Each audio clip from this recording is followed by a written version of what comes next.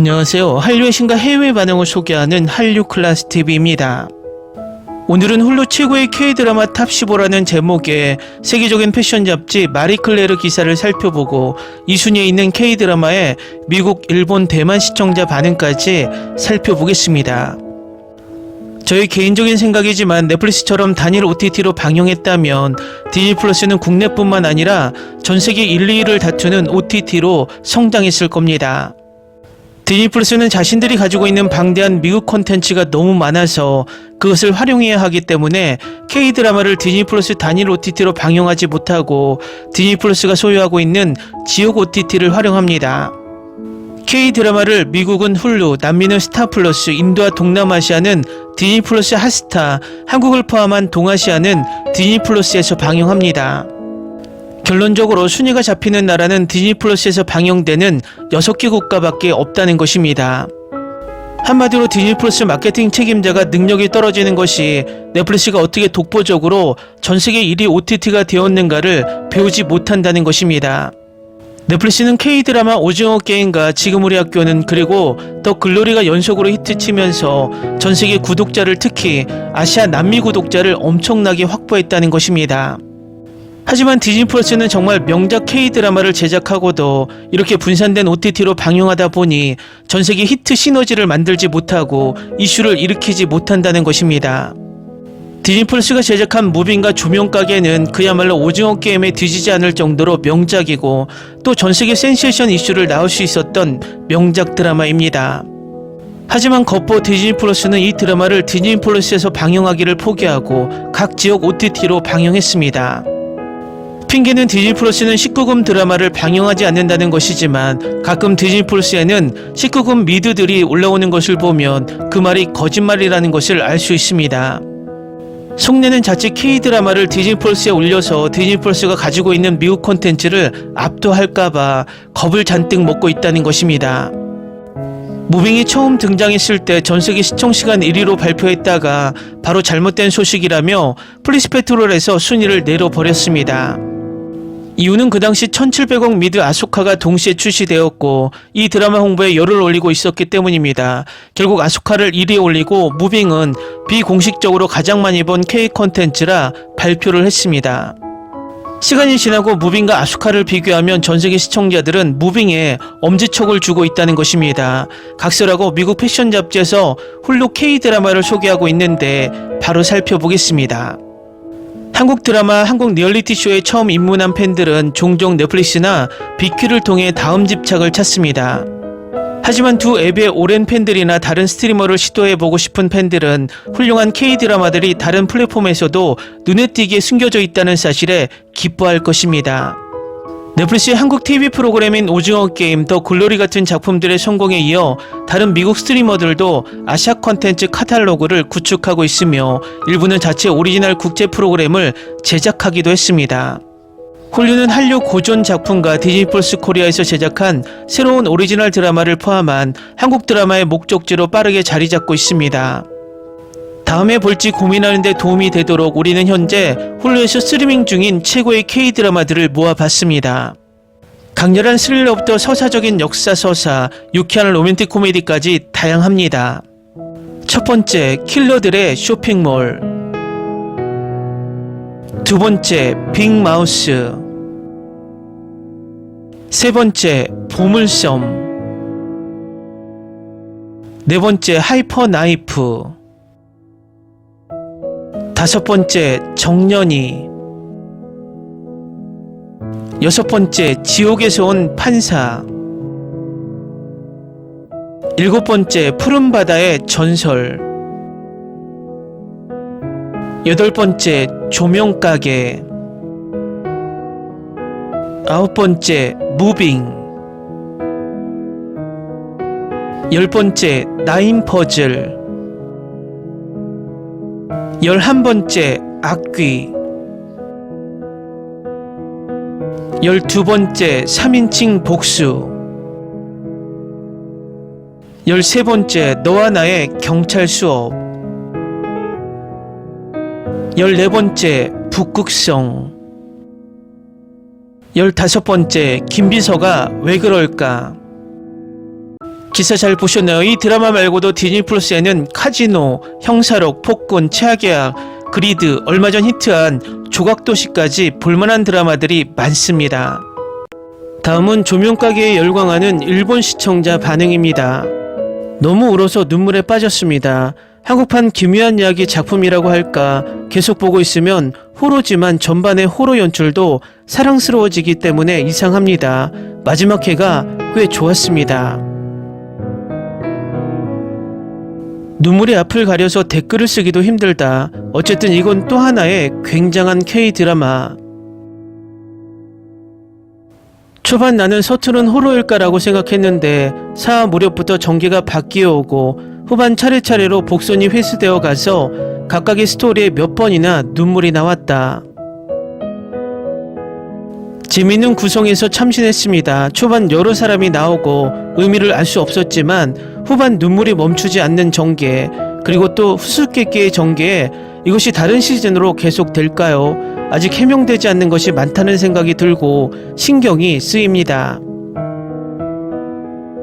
이것은 또 하나의 엄청난 터무니없는 걸작, 초반의 공포 전개를 극복하면 좋은 의미로 배신을 느낍니다. 공포 생각으로 두근두근 보고 있었지만 후반 눈물이 멈추지 않았다. 오랜만에 한국 드라마 정답이었습니다. 옛날 명작 한국 드라마와 같은 스토리, 실은 부모와 자식이었다의 전개가 설마 2024년의 작품에 있었다고는 생각도 못했다. 울었다. 이것은 한없이 울어버린다. 공포라든지 도시전설이라든지 정말 좋아하고 무빙도 정말 좋아했던 것 같아서 기대하고 있던 작품 7, 8화 조금 믿을 수 없을 정도로 울어버린다. 끝난 것도 기쁘다. 그리고 카메오가 호화롭다. 스토리의 연결이 이해할 수 있었고 몰입해버리는 느낌이었습니다. 특히 7, 8화는 폭풍 오열했습니다.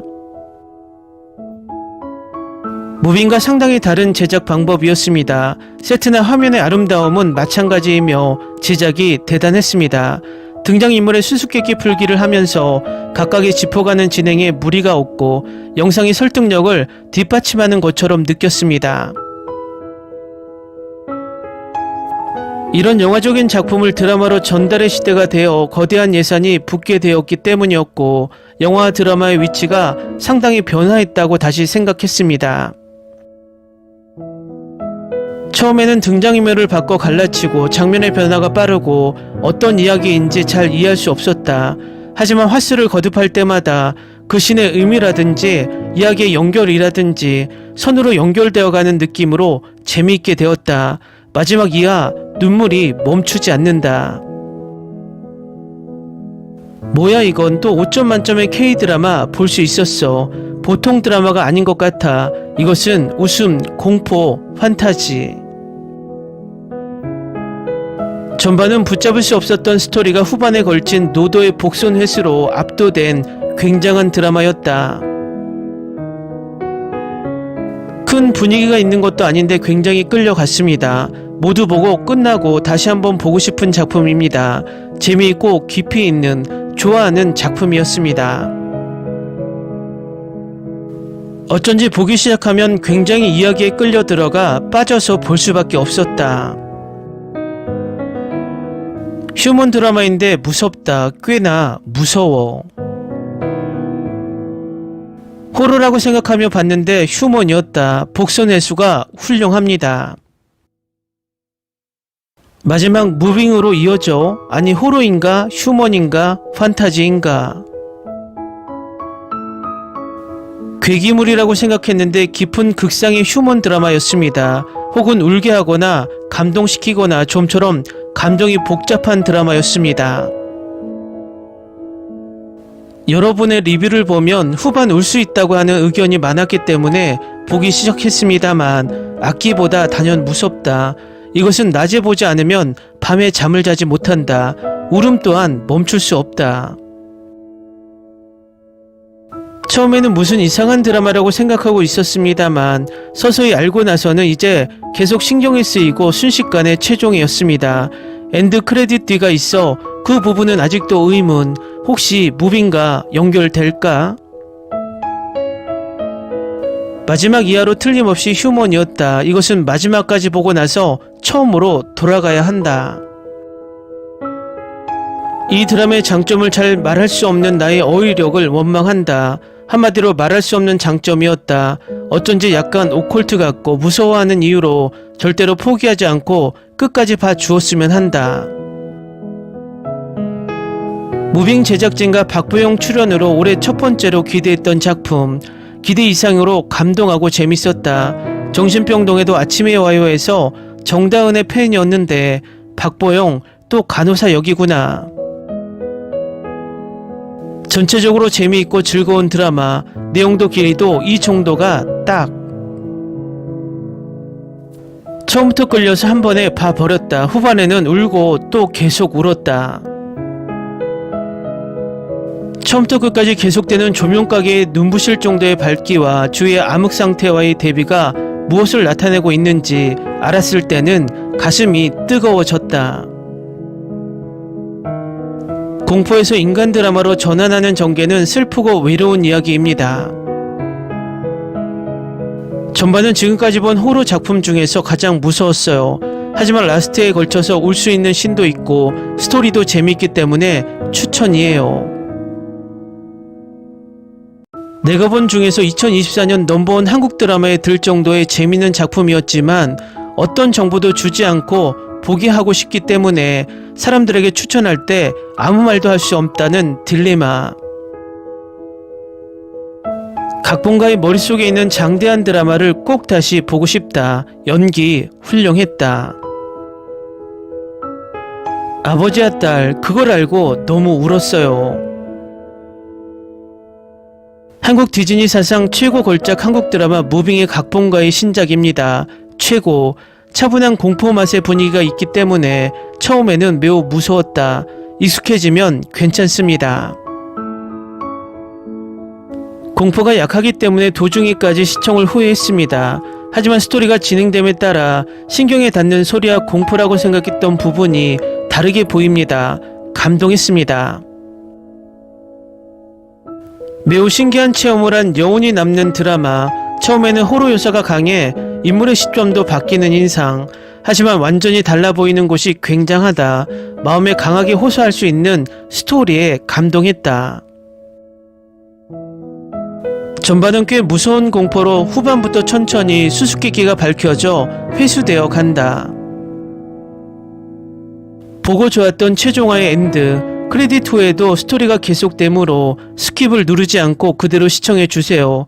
아직 시청하지 않으신 분은 스포일러 없이 시청을 추천합니다. 장르를 넘나드는 드라마가 전개되는 한국 드라마 시리즈입니다. 이 K드라마를 보면 일드는 절대 따라갈 수 없다는 자기감이 들었다.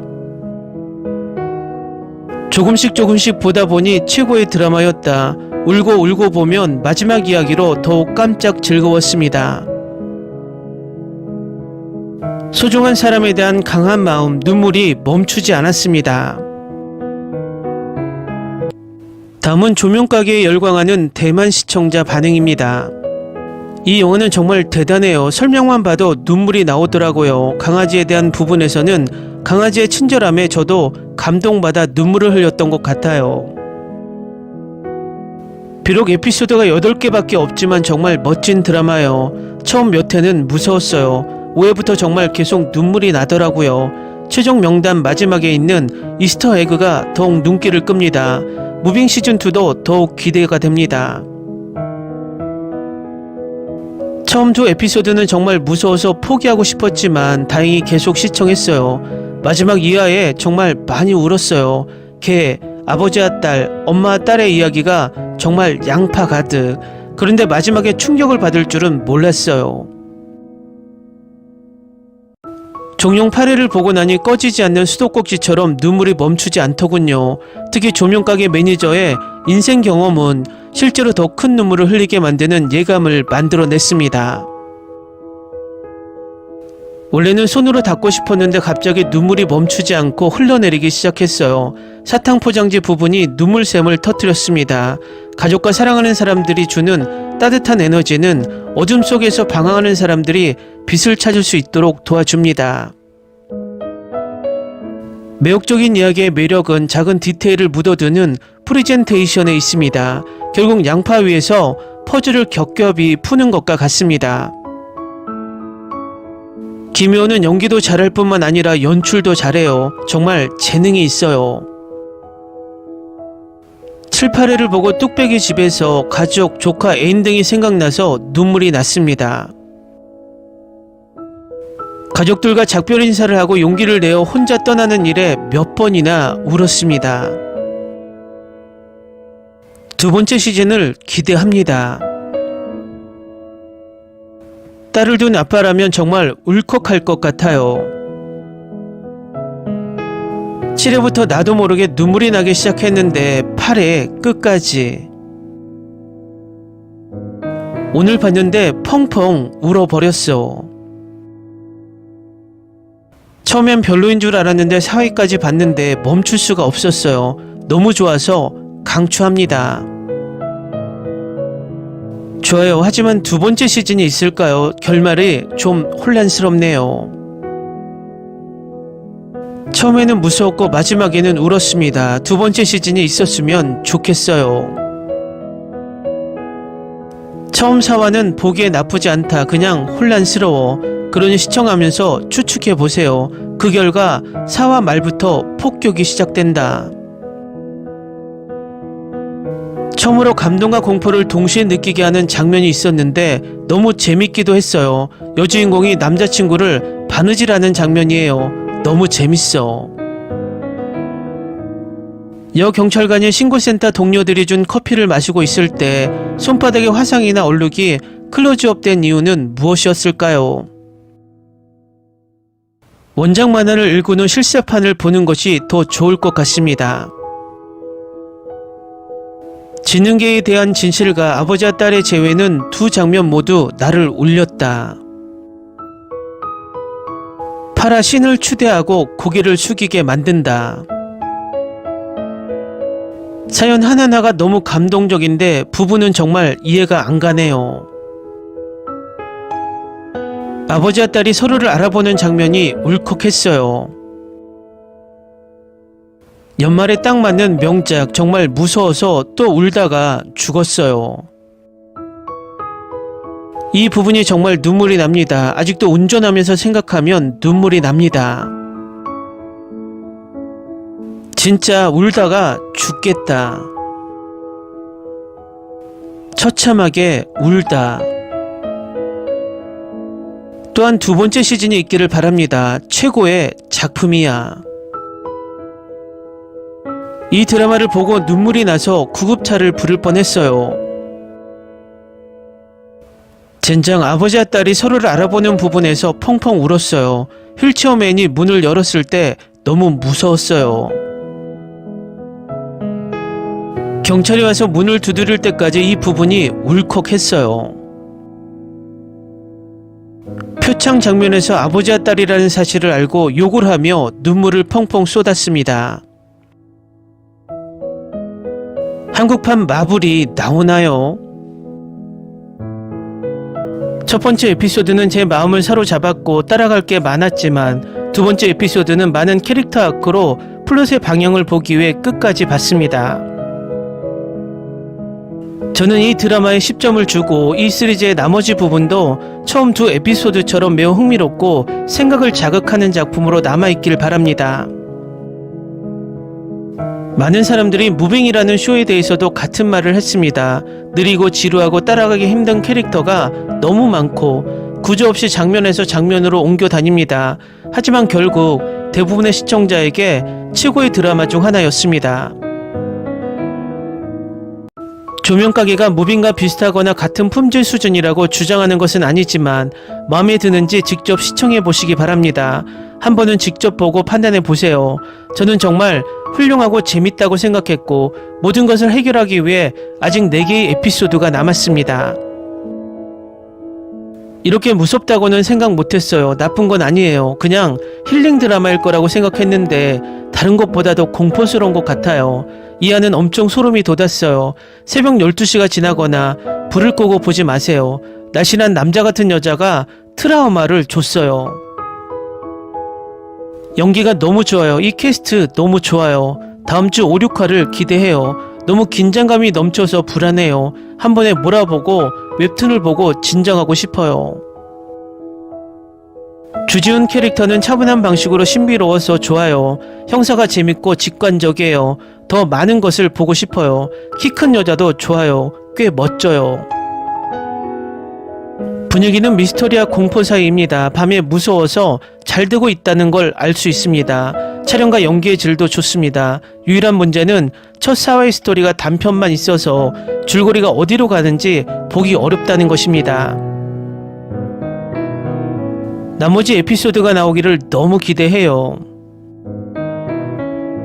1화부터 4화까지 봤는데 무슨 일이 일어났는지 전혀 이해가 안 가요. 보고 있었지만 무슨 일이 일어났는지 전혀 이해가 안 가요. 연기가 정말 좋았고 밤에 봤는데 지금은 꽤 무섭지만 다시 한번 무서웠기 때문에 장면을 건너뛰었습니다. 하지만 아직 설명이 필요해요. 좋아요. 아무도 이걸 언급하지 않으니까 제가 꼭 언급해야겠다고 생각했어요. 신비로움과 으스스함 속에서도 서련은 숨막힐 듯이 아름다워 보이는데 특히 비가 오는 날에는요. 젠장 정말 미친 비주얼이에요. 오마이갓 이 드라마 너무 좋다. 6일 더 기다려야 해. 아무도 공포 드라마라고 말해주지 않았어. 밤에 봤는데. 저도 공포 드라마라는 걸 알기 전에 봤어요. 밤에 보면 악몽을 꾸는 것 같아요. 2화 너무 좋았어. 좀 무섭긴 한데 지금까지의 페이싱은 완벽하다고 생각해. 이 작품에서 모든 사람이 주인공인 게 흥미로운데 대부분은 그렇죠. 이건 각 에피소드가 이전 에피소드와 너무나 잘 어우러져서 와우라고 말할 수밖에 없는 드라마 중 하나입니다. 또한 촬영과 컬러 그레이딩이 너무 아름답습니다. 각 프레임이 그림과 같다고 맹세합니다. 공포 영화 시리즈의 규칙 1번. 밤에 집에 모르는 여자를 데려오지 마세요. 특히 사다코처럼 흰색 드레스를 입은 소녀는 더욱 그렇습니다. 이게 심리적 공포물이라는 걸 전혀 몰랐어요. 다음 4화는 꼭 밤에 봐야겠어요. 이건 스위트홈을 조금 연상시키는데 재밌네요. 3화까지 봤는데 아직도 무슨 일이 일어나고 있는지 전혀 모르겠어요. 공포였어. 밤에 첫 화를 봤는데 불편해. 내일 계속 봐야 할 것 같아. 4화를 다 봤는데 캐릭터가 많은데 정말 좋아요. 벌써 후반부가 울 것 같은 느낌이 들어요. 방금 1화를 다 봤는데 정말 빨리 지나갔어요. 전혀 지루하지 않았고 정말 흥미로웠어요. 분위기 음악이 너무 좋았어요. 첫 4화는 정말 기대됐어요. 재밌게 봤어요. 스토리 흐름과 연출이 너무 좋았어요. 디즈니 플러스가 다시 해냈습니다. 넷플릭스는 여전히 1위 OTT이지만 더 열심히 노력해야 합니다. 계획적으로는 좋아 보이지만 실제로 보면 재미없는 콘텐츠가 너무 많습니다. 넷플릭스는 몇 가지 문제가 있습니다.